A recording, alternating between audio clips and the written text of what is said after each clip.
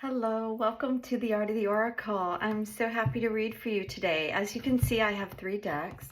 We're working with Kim Krans, the Wild Unknown Archetypes, and then we have Kuan as well, and then we have the Light Seers Tarot. 3 amazing, powerful women who have created just these beautiful feminine interpretations of the energies that each one of the decks inherently carries. So let's dive in.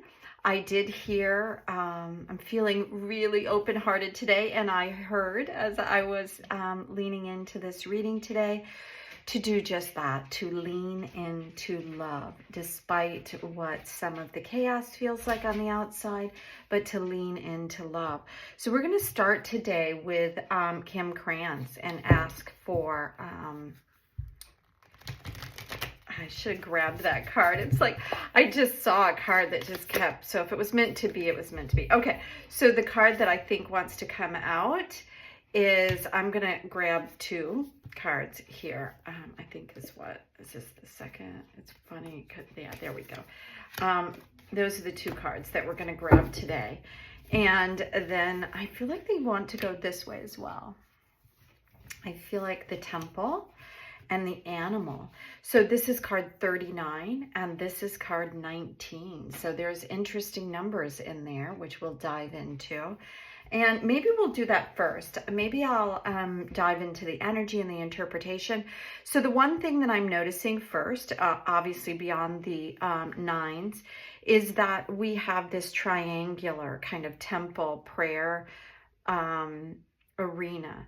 And the temple is a space for the divine guidance and the presence of something more, right? There's a holiness to the space. There's a creativeness to the space and a connectedness to the space. And that is something that we saw in the reading yesterday, was having to do also with that connectedness. So we're going to go into the guidebook and ask. This is under places. The temple is places. This is around, I think, like archetypal people. Let's see what we have here. 39. There we go. So the sanctuary, the temple, the altar. So exactly. We also put things that we bring reverence to, right, into these creative spaces. So when we think of the temple, we often envision an architectural structure in a far off land, but the temple that I think this is referencing is actually within us, because I started out with this feeling of this heart and us leaning into the heart. And where do we put our hands when we pray? We generally put them over our heart. Let's read on, see what it says. Temple is a universal and omnipresent energy, accessible in the highest and lowest, richest and poorest of places. Visiting the temple might be as simple as stepping into the dappled light of the forest, or closing your eyes and traveling to the deepest inward places of your heart. Where do you spend your time, and what do you spend your time worshiping? So that's the first thing it's asking us to do, is to really listen. So the messages over the last few weeks have been listening to your body and being very aware of what your body is telling you. Now it's saying, where are you physically spending your time? Examine that and ask if there's some new place or something new that could grace your space, that could create a different atmosphere. Now, I don't think I've ever had this animal card out. I'm really excited to see this. This is the beast, the wild woman, the she-wolf. I love that it's also the feminine, because that's what I feel about nature. I feel a lot of what has been going on is the control of feminine women, that feminine energy. And the planet is that. Women are wild, and so is the earth. And the, dominance over both of those has tried to tame the wildness out of us. So let's see what the animal is. The animal within means reawakening our relationship to nature in the most broad and embodied senses. Drinking from waterfalls, roaring at the moon, opening eyes underwater, eating berries from a vine. The life force of our planet begs us to set down the devices the constraints, and the social constructs, and remember the warm blood that pulses through our veins. The animal longs for breath, food, procreation, and physicality. It wants soil under our nails and starlight on our skin. If this all sounds terribly unsophisticated to you, take note that it is said that when Buddha became enlightened, he roared like the greatest lion. And I have a lot of birds that are coming around right now. It's been really lovely to see the pairing up in birds and what's happening. So yeah, so I've got chills all over. And I'm going to take the Book of Changes. You know what? There's another one here. And I may take this one as well. So we're going to see if this one comes in. It was just right side up in the collection. And typically I take those. The Book of Changes. Yeah. So this, again, we have a 3 and 5, which creates 8. This is this beautiful flowy energy. I'm not familiar with this card either, and I've had this deck for a really long time, or the Veil of Shadow. So we're going to see. I think this is supposed to come in at the very end. So let's focus on the Book of Changes and what that means. I wonder if it has something to do with, let's take a look here.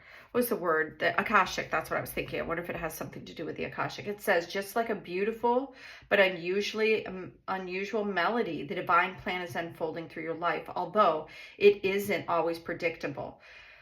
Kuan is guiding you in the right direction. Even if you do not fully understand what is happening in your life right now, allow Kuan to bless you with trust in the unfoldment of your own divine path. The Book of Changes is always at play, helping us find our way. You're just taking a smarter route to your destination. Wow. So this feels like the wildness as well. Like everything here is asking us to go deep within our heart, to find our true nature, to find our true place, and to trust and to lean in that. And that's what this next paragraph begins with. You're being asked to trust and allow the circumstances in your life to unfold right now. Wow. However, it says you do not have to let anyone take advantage of you. However, you are being guided to trust that no matter what appears in your life right now, that whether it's a detour or some sort of weird situation, that your life direction is being moved, like with the grace of the wildness of what the earth is. So everything around us right now is becoming more fluid, I feel like. Okay, wow, that was beautiful. Oh, this came out yesterday.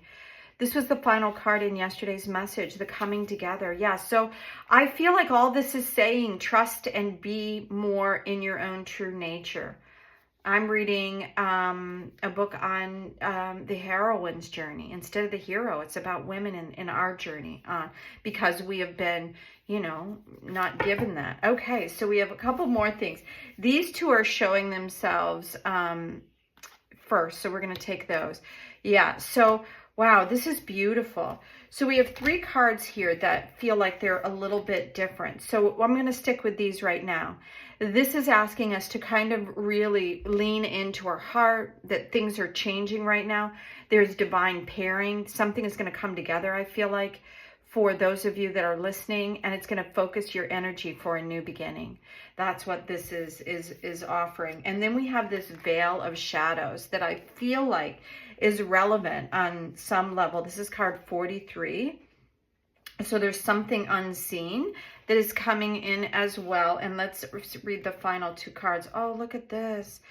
Yeah, so it is taking us in a new direction. And the 10 of Pentacles is like bringing all of the things that you really want in your world to come together. And this card was saying, lean into it, that there are divine things at play here that are here for a reason. So the divine shadows, a lotus blossom with deep, rich mud into which we plunge. It says a lotus blossoms within deep, rich mud into which we plunge. Wow, I can't even say it. It's incredible that there's something about it. It's almost like I'm feeling like it's not for words, it's to be felt. It's about the lotus going deep into the mud and sticking her roots and drawing the nourishment from deep below. That's what the veil of the shadows is. Because in this place, your soul, your lotus thrives through the depth of emotion and aliveness of your body, into which you plant yourself and unfold as the lotus does into the light.